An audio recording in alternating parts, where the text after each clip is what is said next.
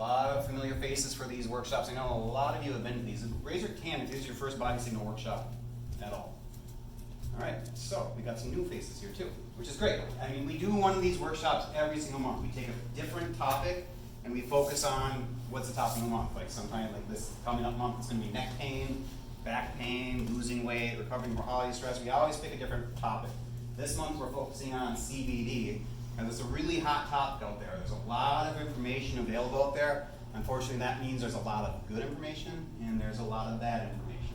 And since we decided to start carrying the products in our office, we wanted to make sure we were educating people on what's a good source of it, what does it do, what does it doesn't do.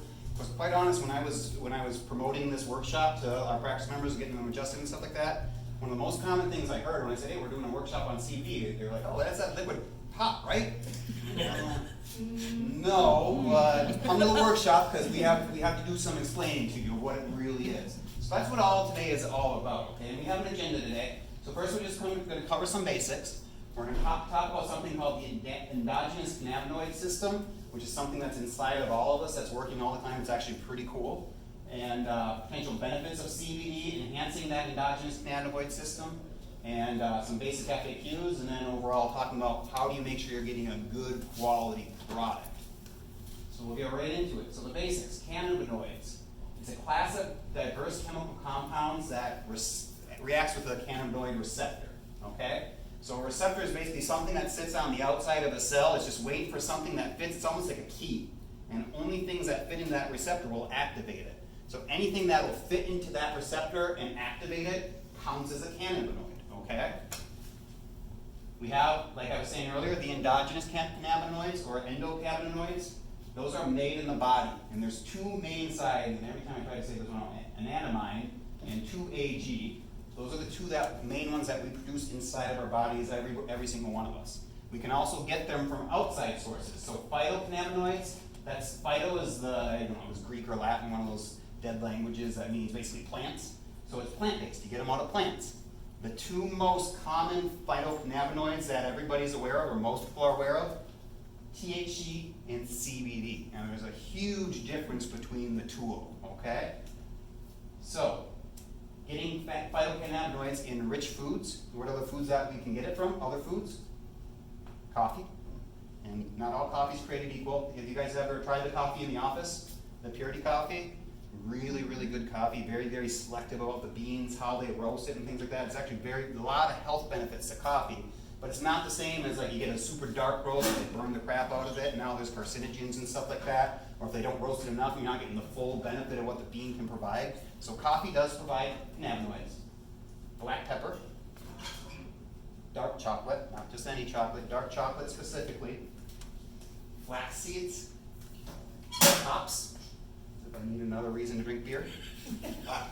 Most of your herbs and spices have some kind of, honestly, most plants have them, most of your veggies. So it's just one more good reason why we should all be getting our servings of vegetables every day. So what is CBD? That's the chemical structure of it, which I know means nothing to most of us. So it's a naturally occurring compound that's high in concentration in the hemp plant, okay? Not the marijuana plant. We'll talk about that in a second. Found in high concentration in the resin, especially in the flowers and the buds. And there's a lot of research coming out of how it can be beneficial to our health, not only in improving our health, but more, there's a word that I'm going to throw out there in a little bit in a future slide called homeostasis. That's the underlying message of how this thing improves our health and helps us to express better health. So let's clear up that confusion right now. There's really two main species of the cannabis plant, which I know is oversimplified, so I think there's a few more species of that. But for our purposes, we just need to know there's a difference between hemp and marijuana. So hemp does not have THC. THC is the active compound that somebody who's using marijuana to catch a buzz, to get high, that's what they're going after. That's the one that's psychoactive. It'll create an intoxicating effect. CBD doesn't do that, okay? And if you look at the ratios here, hemp plants have high ratios of CBD, very, very low ratios of THC, okay? Whereas marijuana still has a decent amount of CBD in it, not as much as a hemp plant, especially some of the hemp plants that is selectively bred and purposely bred for the purpose of creating more CBD or having more CBD content in them. High concentrations of THC, okay? So that's the stuff that's going to make you all loopy if you're consuming it, okay? And that's where the confusion comes in, where everybody's saying, like I'm saying, hey, we got a CBD workshop, I think you should come to that one. I'm like, wait, that's a liquid pot, right? It's like, well, no, it's related to the plant there, but the relationship stops there, okay? So the endocannabinoid system, the one that we have inside of all of our bodies working with us every day of our lives, it's a neuromodulatory system, okay? Big fancy word. It's all about homeostasis. Does everybody here know what homeostasis is? No? Okay, so a good example of homeostasis. What's the internal temperature of the body supposed to be? Take my temperature, what should it be ideally? 96.8. 98.6, yeah. Oh, yeah, yeah. So 98.6. I crank the heat up. What will my body start doing to try to maintain that 98.6 degrees inside of me? Start sweating, if I was a dog, start panting, that kind of a thing, okay? Flip the coin. We could make it freezing cold in here. What will my body start doing to try to ramp up my temperature? Shivering, shaking, I want to move around, things like that. So my body intelligently wants to maintain the optimal environment for everything to work its best. That's homeostasis. We have tons of different examples we could use for homeostasis, but it's basically there's this comfort zone that we want to keep our bodies within. That's how cannabinoids help us to improve our health. It helps keep that homeostasis active. So the endocannabinoid system consists of three main parts. There's the receptors, those are the things sitting on the cells that the things actually bind with to activate it. There's the actual cannabinoids, that's the thing that's actually binding to the cells, those two ones that I can't pronounce. And then the enzymes, those are the things that actually break down those two things, okay? So, the receptors, there's really two types of receptors, which we don't have to get too deep into the science of that, but the main difference is there's CBD1, those receptors are primarily found in your nervous system, in your brain, in your central nervous system, whereas there's CBD2, they're more in the periphery, so like on the extremities and things like that, okay? And the ECS functions differently at all levels depending on what it's doing. It's produced locally. So basically, say I need some endocannabinoids to help something with my heart. It's going to produce those locally at the heart. It's not going to produce them like down in my liver or something like that and ship them up there. It's going to produce them where it needs them. Now, how it acts on all the individual tissues, that we could do a workshop on that all alone. I'm not going to bore you guys to death with all that stuff. Just know that the whole goal of it is it's trying to promote that homeostasis, okay? And again, these are the two main ones that we create inside of our own bodies. So, the goal at the bottom line, again, homeostasis. And there's many cases that are starting to show out that not only is our health problems that we're facing, it's not just something's failing, it's a lack of these endocannabinoids in our system floating around, helping to promote that homeostasis. Then there's the enzymes that break things down, okay? This is basically going to stop these things from doing their job. So let's just make it real simple. If these are doing something good for us, and these break down these, logically, do we want more or less of these? Less. Yeah. And that's what it's all about. We'll talk more about that in a second. So inhibiting those two can actually allow those to do their job better, which promotes better homeostasis. So this one, I don't, you guys can read, but ultimately these are some of the main things that people who take CBD have reported. I know it's fine print, so I'll read it for you.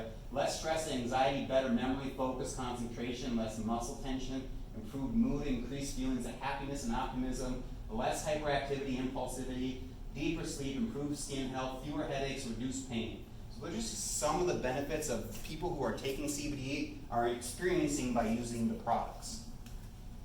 There's three main mechanisms that we can utilize to help improve the ability of our endocannabinoids to have a greater positive effect on our health.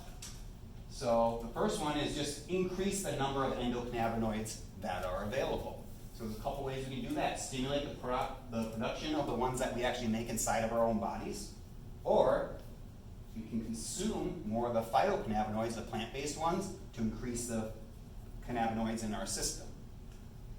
We can also increase the function of the actual receptors themselves. So there's really two ways we can increase the function of the receptors. We can add more receptors. So does it make sense if I've got a cell and there's like 5 receptors on it? Only 5 things can bind to that cell at any one time. If I've got 10 receptors on that cell, potentially I can have 10 things bound to that cell. That's doing more. Does that make sense? Mm-hmm. Yeah, okay, or we can increase just the receptivity, so make it easier for things to bind. So, a good example there. Has anybody ever like seen salt dissolve in water? What always happens eventually if you add enough salt to the water? Stops. Yeah, it stops dissolving, right? It's saturated. That water can't hold any more salt. But what's a trick I could do to that water with the salt in it to try to get it to absorb some more salt? Stirring it might heat it up. Exactly. You increase the temperature. That's creating a reaction. You're making it more readily absorbed. So it's not a perfect example, but that's kind of the idea. If you make these receptors work better, so I didn't increase the number from 5 to 10, I still only have 5 receptors, but my 5 receptors are working overtime, working better. That's a way we can improve it, okay? Or decrease the activity of the things that break down the stuff that's doing good for us. So less of those FA, whatever the letters were, less of those is a good thing. So, supplementation actually affects all 3 of the main categories we can use to improve it. It does increase the number of phytocannabinoids available just because you're supplementing through the CBD oil or however you're taking it. It increases the activity and receptivity, both of the CBD, so it hits both of these bases. And then decreases the enzymes that breaks it down. So it's really the triple whammy. When you're adding that into your system, it's doing a lot of benefit. And you can take note, if you ever want the slides, anybody that wants the slides, I do make these slides available too. So if you're frantically trying to type everything down, don't sweat it. We can get you copies of the slides so you don't have to throw your fingers out there. So supplementation also can affect all of these things, which again, I'm not going to bore you guys just reading slides here, but serotonin helps anxiety, addiction, pain, inflammation, osteoporosis, cancer, mental like Alzheimer's, Parkinson's, lots of research showing, well not lots of research coming out showing that there's a beneficial effect on those things. So it affects more than just a few things. It affects the body globally in a lot of different ways. So how can we enhance our own endocannabinoid system? One way is just exercise. I mean, exercise is a good thing, right? We all should be getting some kind of exercise. The more we're exercising, typically the better, as long as we're not pushing ourselves beyond the breaking point. But this actually helps ramp up that endocannabinoid system, just getting physical activity. What counts as exercise? What do you guys think? Walking? Yeah. Running, yeah. So anything, so what's one criteria I ideally want when we're getting exercise? Aerobic, increasing the respiratory rate. Ideally what I'm looking for is you're breaking a sweat. Your heart rate. The heart rate going up, breaking a sweat. I like the saying that your sweat is your fat crying type thing. So it's, yeah, doing activity. Now, as some of us, it's going to be easier for us to break a sweat than others, right? Maybe some of us just walking up and down the stairs, we break a sweat. That qualifies as exercise.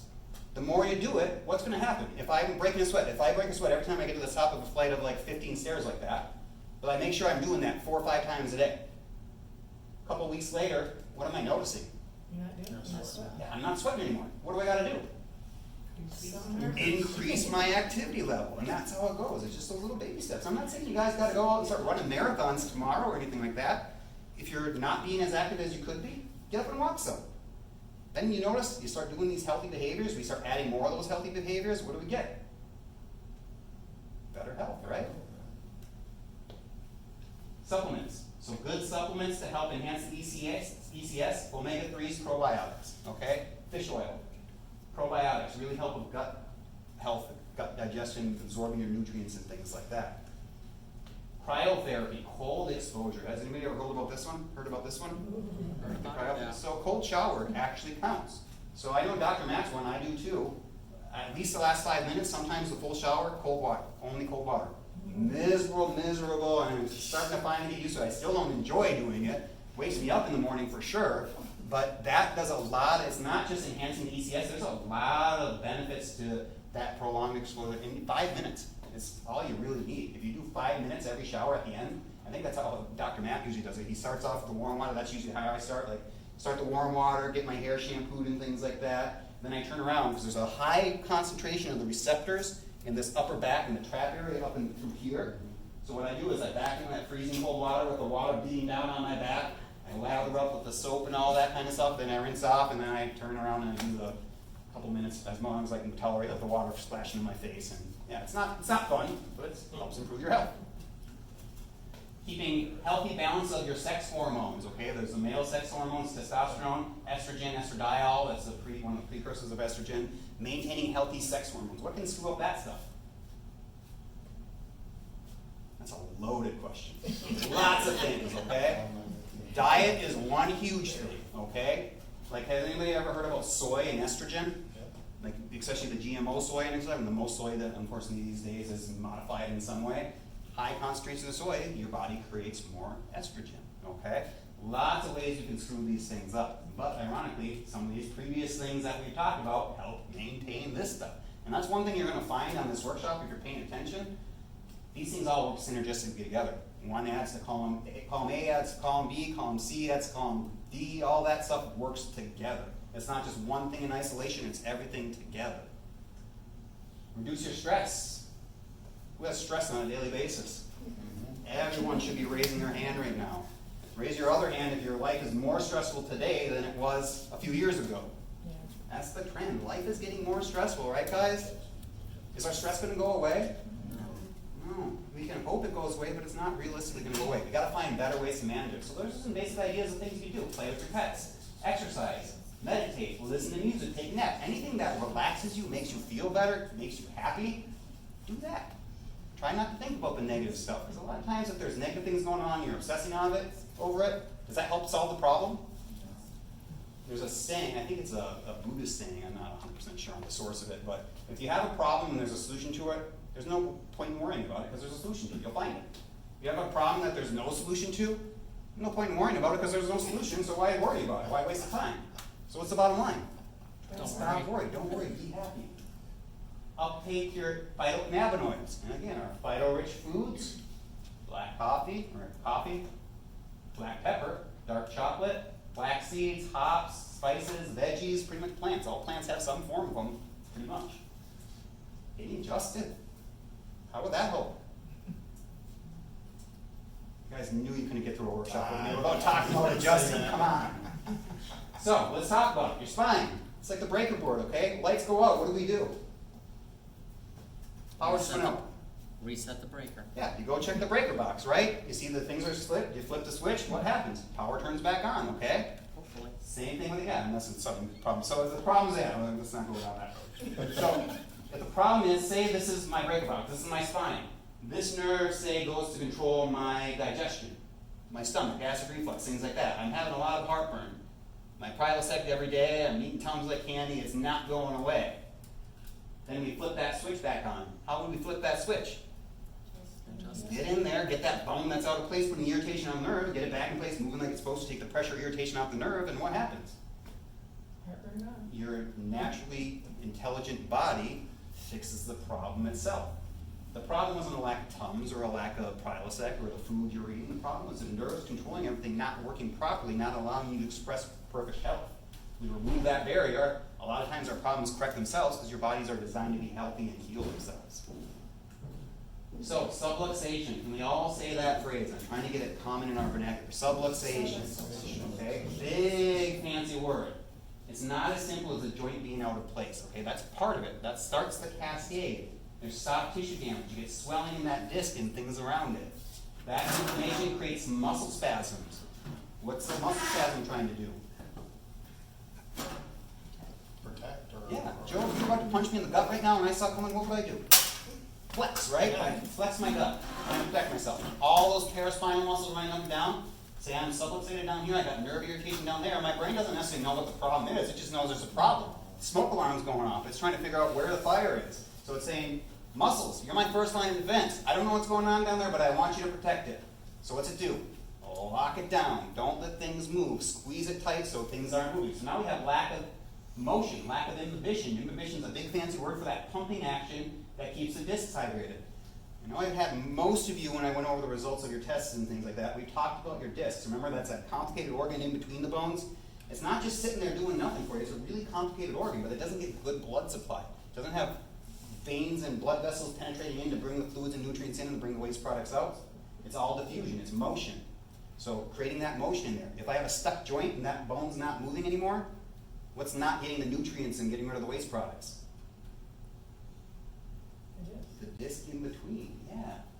So now we have that joint fixation. Now we're having our stress response. So this is a stress response, which I know some of you have been to my workshops before. You've seen this slide before. What's the thing about this slide? What's the example I usually use? What's one of my frequent flyers? I don't want to be shy. Okay, the scenario is I'm being attacked by a bear. That's a stressful situation, right?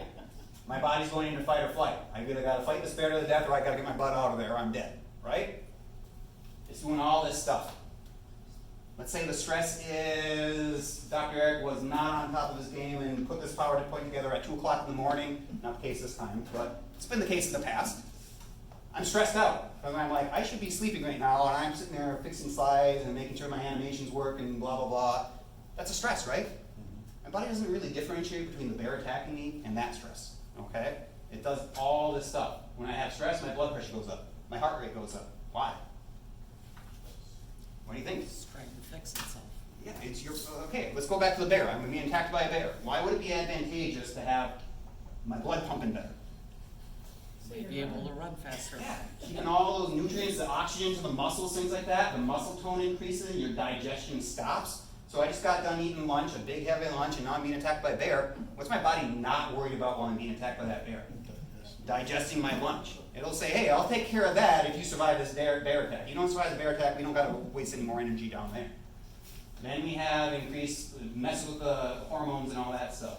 Sensory system goes up. We have fear, we have anxiety, we have immune response, increased insulin sensitivity. So all these things prompting us for that fight or flight. I'm about ready to fight a bear to the death. We have clotting factors go up. Why?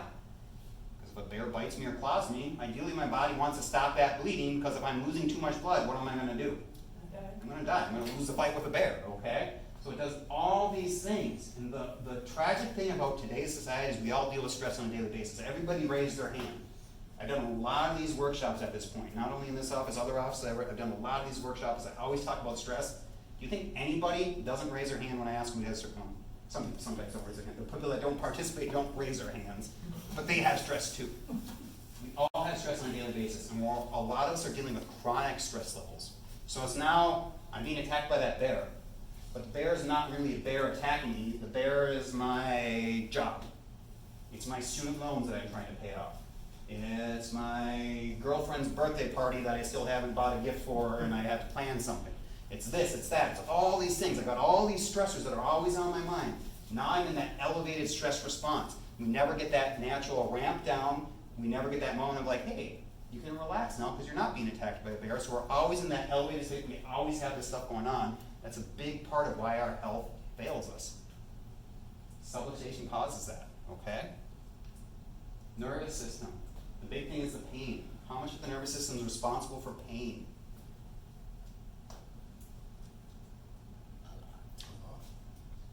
It's actually not. No? Tiny little bit. Does anybody remember the percentages? 8%. 6 to 8%. Good job. Almost nobody remembers that. 6 to 8%. All the pain you've ever felt in your life, tiny little percent of the nerve, okay? I always like to illustrate it like this. This is a nerve. Cross-section of a nerve. Oh, let's do it like this. That's the nerve. That's the part responsible for sensory stuff. Pain is part of that. Say that little part right there is responsible for pain. I can compress, I can irritate, I can inflame all this nerve, even some of the sensory stuff. If I don't light up the pain fibers, do I experience pain? No. So that's why I always tell people, pain's not the problem. Pain's actually a good thing from the perspective of when you have pain, that's your body's way of saying, hey, you got a problem here, you gotta take care of this thing. That's your smoke alarm going off. Smoke alarm's going off in the middle of the night, what do? You wake up and find out why is my smoke alarm going off. You don't just roll over and be like, fine, it'll go away.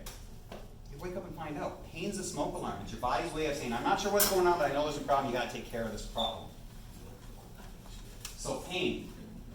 It's part of the equation, but it's not. What's all the rest of this stuff controlling? We have motor nerves. So the fact that I'm sitting there moving around, gesticulating, talking, all that stuff, there's a part of my nervous system dedicated solely to that. Autonomic nerves, what are those? So my heart's beating right now. Everybody in this room, their heart's beating. Lungs are breathing.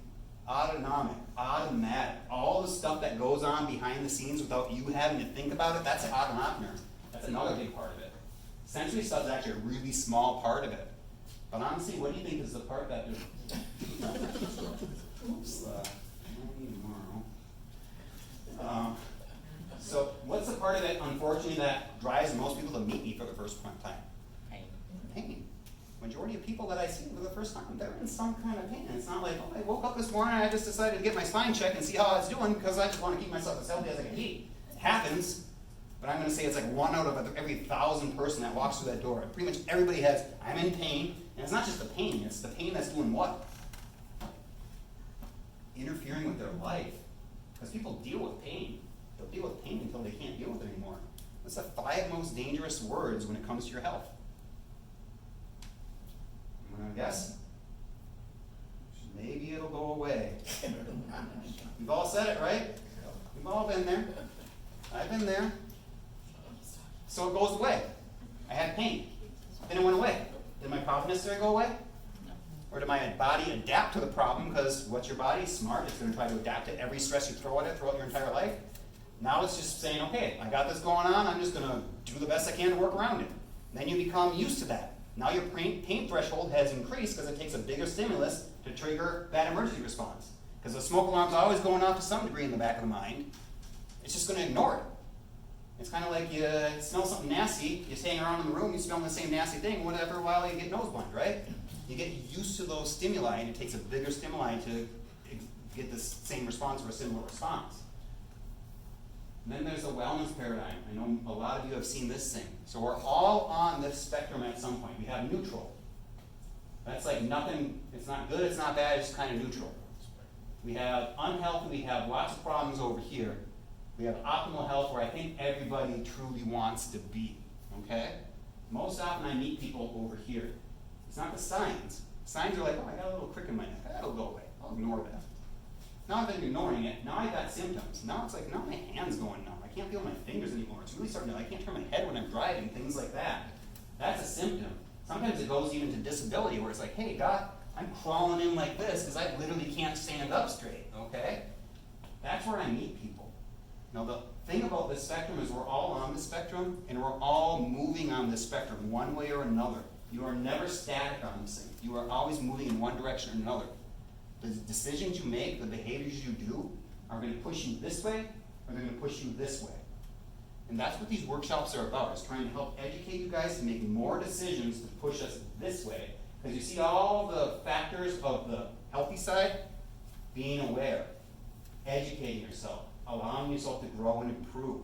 Whereas down here, that's things like signs of problems, symptoms, disability, okay? The other thing I gotta comment on this slide before I put it to bed is there's cumulative effect. If I make a lot of bad health decisions, not just 1 or 2 that are pushing me this way, say the majority of my health decisions are pushing me this way, eventually those bad decisions start gaining momentum.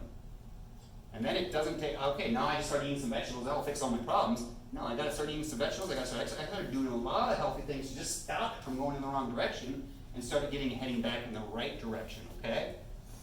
How does chiropractic care fit into all this? What do you guys think?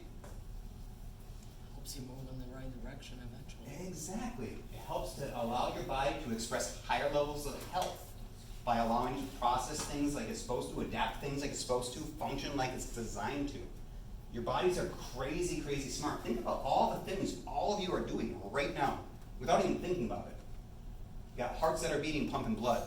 You guys have eaten recently, you got stomachs that are digesting stuff, and I guarantee you there's stuff going on in the intestines unless you guys haven't eaten in the last like 5 days. Okay? You've got lungs that are breathing. The fact that I'm sitting here flapping my gums, making vibrations in my throat, sending those vibrations out into the air, those vibrations are hitting your eardrums, those signals are going to your brain, you're interpreting this, you understand what I'm saying?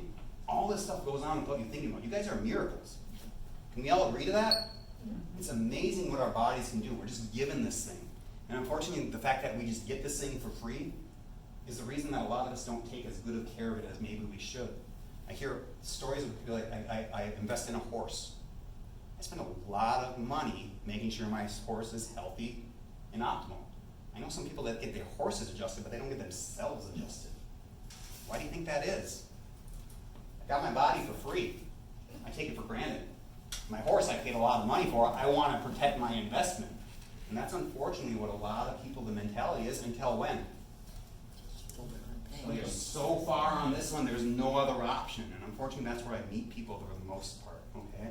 So that's what these workshops are about, is trying to get people to recognize, hey, chances are I'm doing stuff that's pushing me this way. Let's try to stop doing that, start doing stuff that pushes us this way.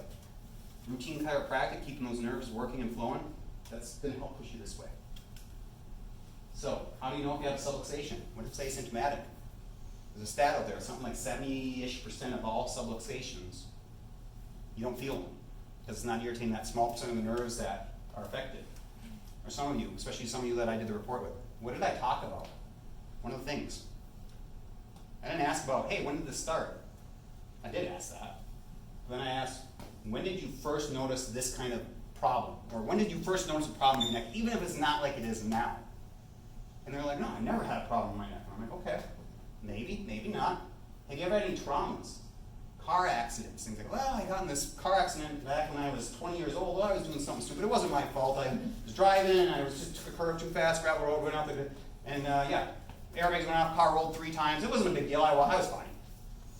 I'm like, that was a big deal. That was a trauma that you had way back when that your body had to heal and adapt to. Maybe that trauma that you had way back when is leading up to where you're at now. That could have been the first event. What honestly is the first trauma that most of us experience in our lives? Birth. Just being born. Something like 70+% of kids are born with some kind of cervical subluxation. Upper cervical, SIDS, sudden infant death syndrome. Some research ties that to upper cervical irritation. That's right around the brainstem. What does the brainstem control? All your basic life functions, my heart beating, my lung breathing. Have you ever heard of someone who's brain dead? Brainstem still alive? Higher cortical functions not active? Their body's still alive. All those basic functions keeping the body physically alive are working.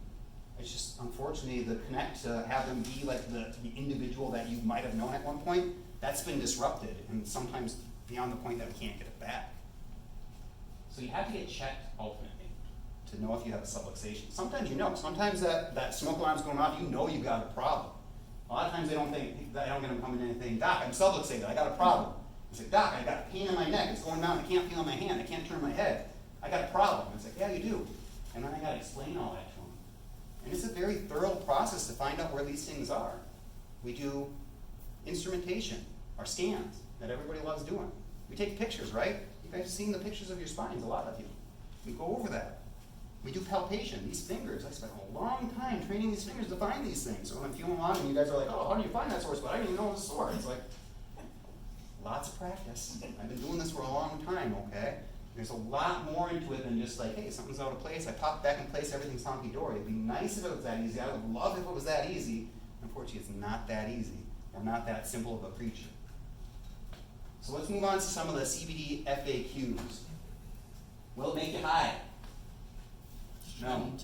The active chemical that makes you high is THC. If you're having CBD, it's not high enough concentration to get that psychoactive effect. Is there anybody that should not use CBD? Yeah.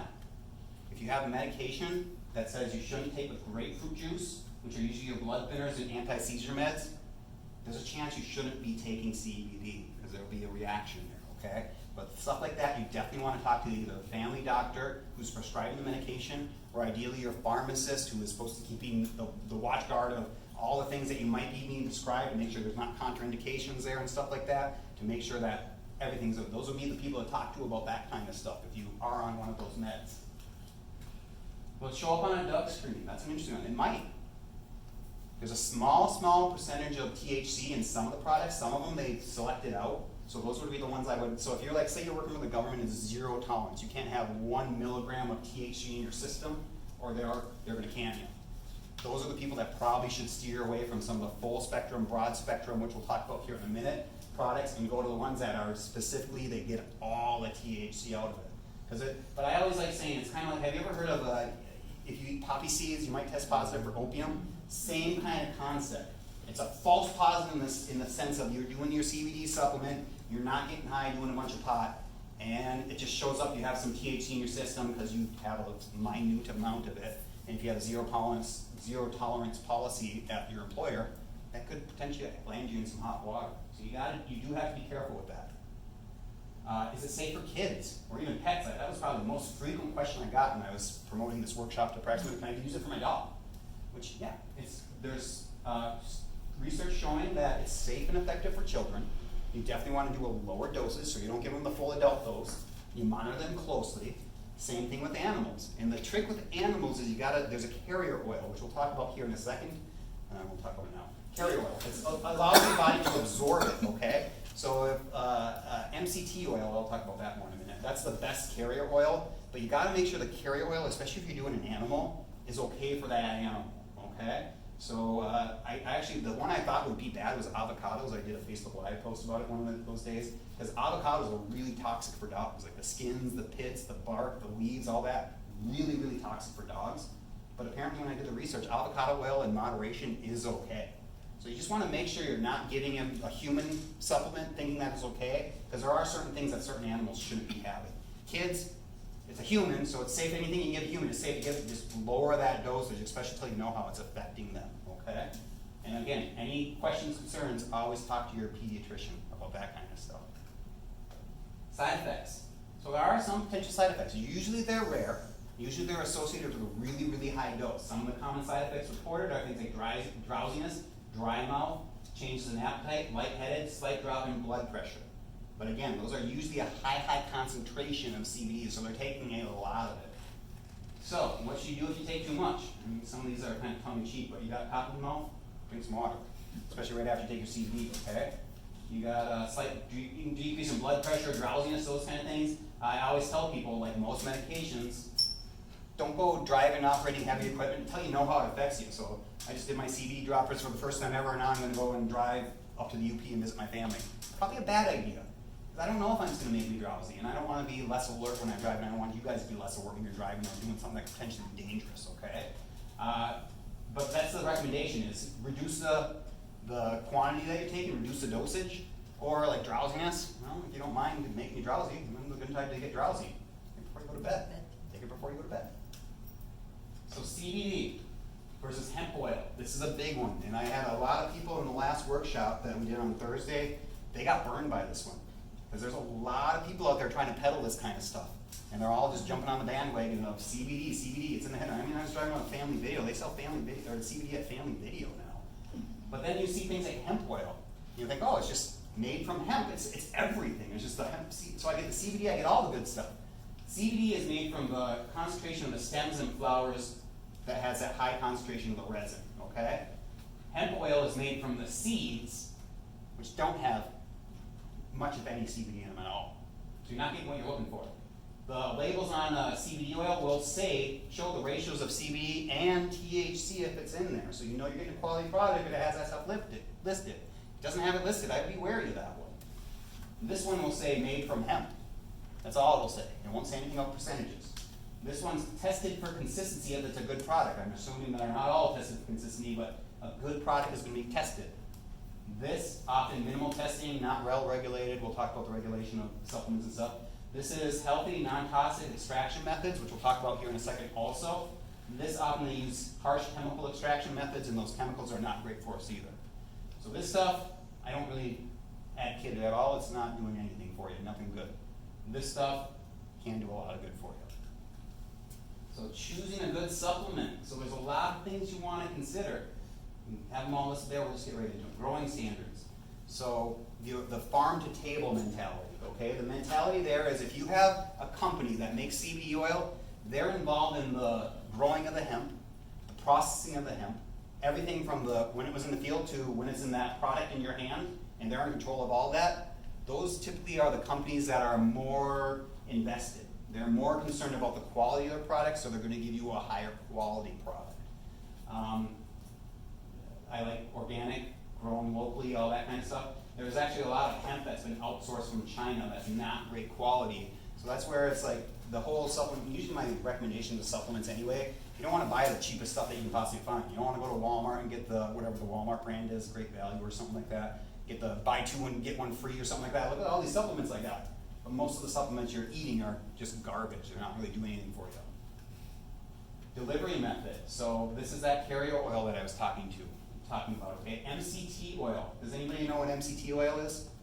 It's a highly Chain refined triglyceride. coconut oil. What's that? Medium chain triglyceride. Yep, exactly. So that's bulletproof coffee. Has anybody ever talked to Dr. Ron, Dr. Matt, and myself about I do bulletproof it every coffee? morning. Yeah, there's MCT oil in it. It's actually a really good supplement for just like you put in salads and stuff like that. That's one of the best carrier oils because your body has to do very little to process it. And I guess the best way I can explain that one, the carrier oil is what piggybacks the CBD to get in your system so your body can utilize it.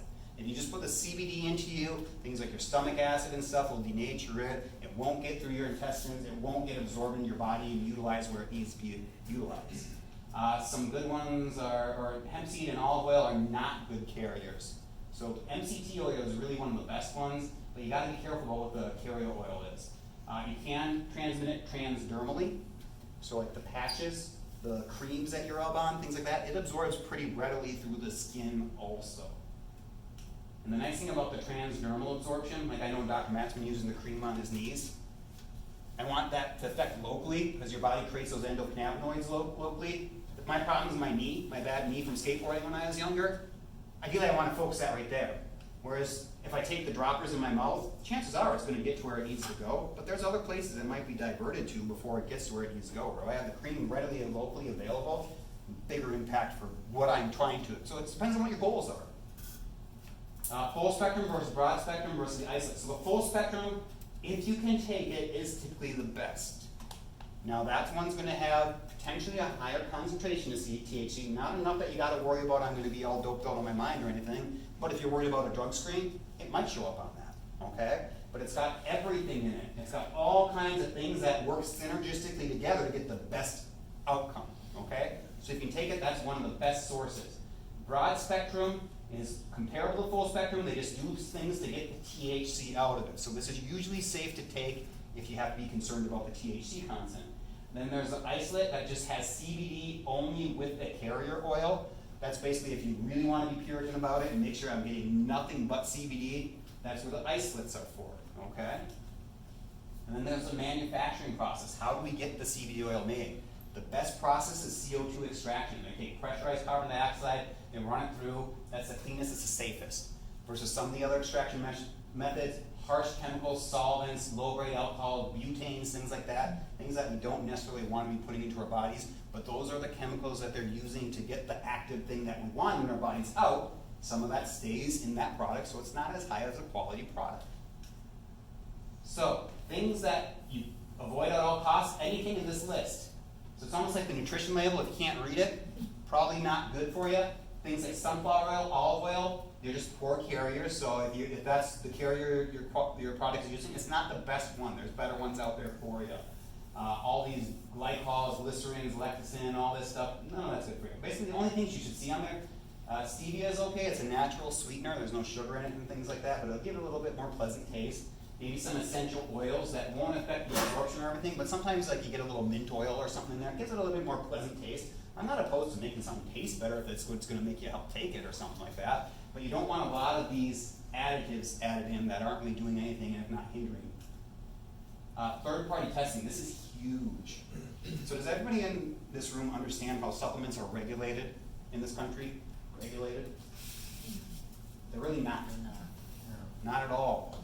They don't have to prove that they do what they say they do. They don't have to prove that they have in them what they say that's in them. They only have to prove that it's not going to kill you, basically. It's not going to do harm to you. That's all they got to do. So some of these less reputable companies, like literally, you got something saying I'm taking, I don't know, say St. John's wort or something like that. 99% kelp, maybe 1% of the active ingredient that I'm trying to get, but no one's regulating it. They're just putting garbage in there, putting it in pills, selling it for a huge discount. People don't know better, being like, oh, I'm getting all the supplements that the doctor said I should take, and I'm getting them super cheap. Bonus for me. It's like, no, joke's on you, because you're not really getting what you think you're getting. So good supplements, this is across the board, but CBD products too. They allow a third party, somebody that's not related to their product, has no invested interest in their product, getting the stamp of approval. They allow them to inspect that their facility that they make it in, that they're putting in what they say that they put into it, that the quality is there. They'll always have a stamp, because if someone's hiring a third company to come into that, they're pretty proud of that fact. They want that big stamp of approval on their product. And that's what you want to look for, that it's been third party tested and it's been proven that it's a good source. That's why we chose Enliven in our office. It's the full spectrum, or the broad spectrum, it's organic, it's grown in the US, it's really high quality stuff. It is the full, or the broad spectrum, so this is one you have to be a little bit careful about for the drug screens and things like that. But that's ultimately why we went with the company we went with. It fits all of these criteria that we were talking about back here, okay? And just as a, till the end of the month, which is actually tomorrow, tomorrow's the end of the month, yeah. Yeah. They've been on sale all month, so the tincture and the cream, if you guys are interested, they're 15% off this month, okay? So that's really the bulk of the CBD. Now that's one offer that we're making you. The other offer I wanna make to all of you is, again, how do you know if you have a subluxation? Get checked. You have to get checked. Most of these workshops, there's been like one workshop I didn't give this invitation to, this is the kombucha workshop, which doesn't tie in well. I wanna make sure we're checking the people you care about, the people you love, okay?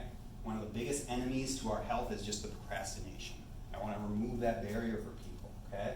If anybody in here has not been checked, I don't see many faces in here that I don't recognize, so if you've not been checked before, we'll check it. It'll only be $20. Normally everything we do, this whole, let's say $300 value, we'll do it for $20 if you're interested, okay? Just talk to Katie at the end, she'll set you up an appointment. Now, a lot of times I do these workshops and someone's sitting there being like, I blew it. I should have brought my mom with me. I should have brought my sister, my cousin, whomever, my friend, my neighbor. If you wanna buy an appointment for somebody else for $20, great, do it for them. Give it to them as a gift. Be like, hey, I got you something. I want you to get your spine checked because I'm concerned about you and I wanna make sure you're as healthy as you possibly be because I want you to be around forever. You have a family of mine or you have family members you wanna get checked. I'll extend it to an entire family, only $35, okay? Only time we make these offers like this, that cheap, is at these workshops. And it's all about, again, that spectrum. We wanna see everybody going on this side. We're on a mission in this office. We're trying to change healthcare, okay? Because we have healthcare in our society, right? We call it healthcare. What is it really? Sick care. It's sick care. It's based around when we have a problem. Things break down. That's when I do what? Go to the doctor. Go to see my doctor. What does my doctor do for me? Give you pills. Gives me pills, recommends surgeries, things like that. Yeah, bad moving the MDs. I believe they sincerely have your best interest in their heart and their mind, most of them. But that's their tools in their toolbox. I mean, the same things, I'm biased toward adjusting and making your nervous system function 100%. I'm a chiropractor. That's what I've been trained to do. That's what I've dedicated my life to. So of course, I want everyone's spines checked. I always tell people, everybody can benefit from chiropractic. We're not necessarily everybody's chiropractor, but everybody, if you have a spine and a pulse, could potentially benefit from chiropractic. Okay? So if anybody's interested, and anybody has somebody in mind, you want to buy them a gift, I see people do it all the time. They were like, hey, I'm gonna buy this for my sister. Let Katie know. If the sister doesn't take advantage, that's sister's loss. Okay? All right, guys. Thanks. That's all I got. Any questions? Burning questions? Good information. No?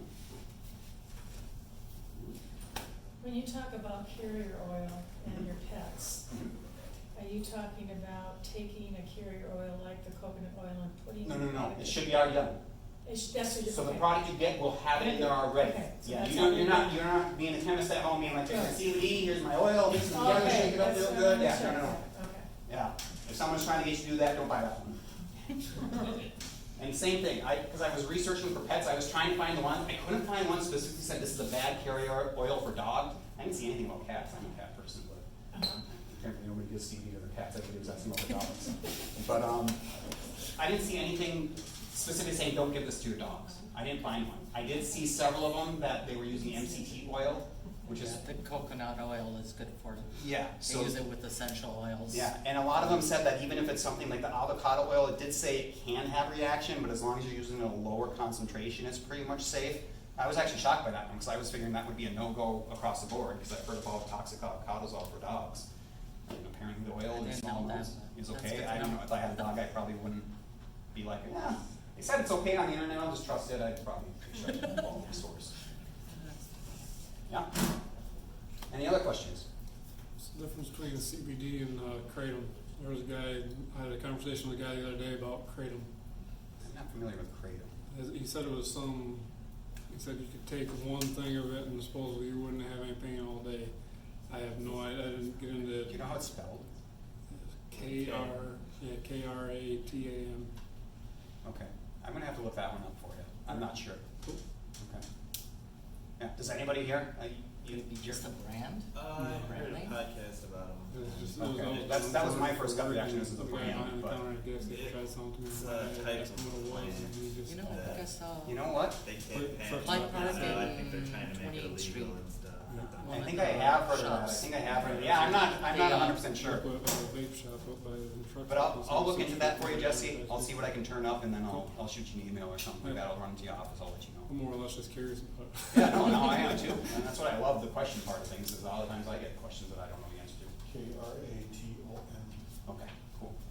I have heard of CBD cigarettes. Like vaping it? Or like a, I don't know, apparently it's. I got that question just last like a time. cigarette. so I would assume that it's like a vape pen type thing and you're vaping the oil? That's what it is. Okay. Yeah, they make CBD oil pens that are like 50 to 60% CBD. Okay, so my personal opinion on vaping, now this doesn't necessarily mean that it's good or bad, I'm very, very wary of it, because you're inhaling a hot vapor into your lungs. And as a doctor, I can't say that, my gut tells me that's not a good thing to be doing. Like, I would never advocate somebody smoking something that's inhaling a hot burning thing in their lungs. Now, I've seen research on the vaping, not as dangerous as cigarettes. Okay, I'm not saying that it's inaccurate, but I do know one thing about vapor, is it's a much smaller molecule. So if you're inhaling smoke molecules, those are bigger molecules, they don't get as deep into the lungs as those vapors do. So that's one thing that I get concerned about with the vaping. Now, to put that in perspective, someone asked me a similar question as the last one. I was watching, I like UFC fighting and stuff like that, I can't remember which fighter it was, but he had just got his clock clean, he was doing the post interview, and he was vaping something, and the reporters asked him, what are you vaping? And he said, I'm vaping CBD oil. He's like, that's exactly what you want after a fight, it helps with the inflammation, it helps you recover. So he was doing it. Now, whether or not that's good for your lungs, my gut tells me no, and I think as people are vaping more, because vaping in the grand scheme of things is still a pretty new concept, I think we're gonna find out that it's not really a safe alternative to smoking.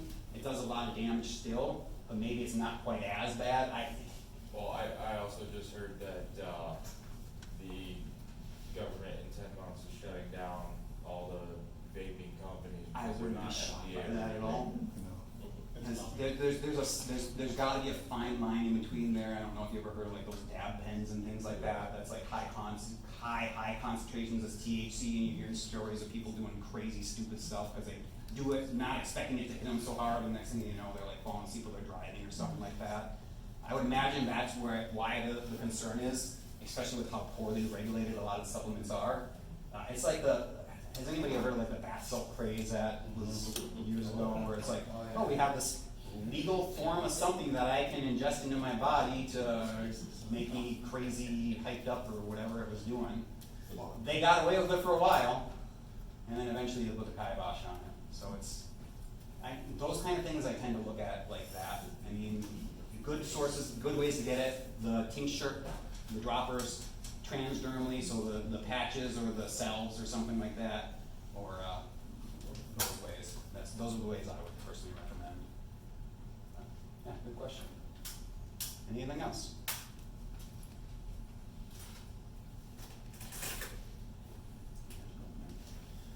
All right, guys. Thank you. Thanks. Someone else? If anybody's interested in setting up an appointment for anybody, talk to Katie on the way out, okay?